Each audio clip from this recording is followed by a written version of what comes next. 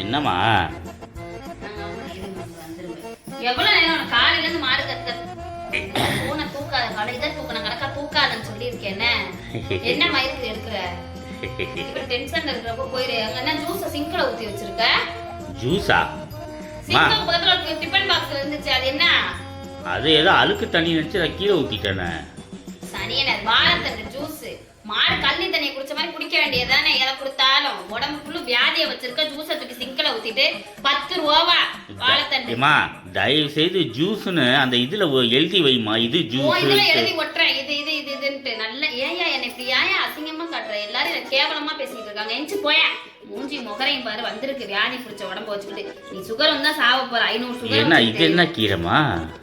சிறுகீரை. மூளை இல்லாதவன் திங்கிறது. ஏமா அப்ப நீ திங்க வேண்டியதானே? எனக்கு முருங்கைக்கீரை ஆக்க வேண்டியதானே? முருங்கைக்கீரை ஆக்குற எதுக்கு? முருங்கைக்கீரை அக்கி எதுல கொட்டுறதுக்கு? எதுல கொட்ட போற?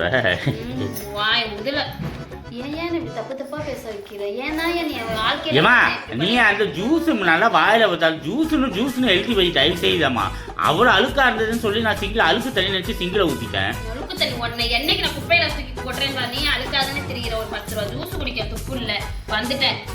போன தூக்கிக்கிட்டு அப்பா பாரு வீடியோ எடுக்கிறேன் மயிரை எடுக்கிறேன்.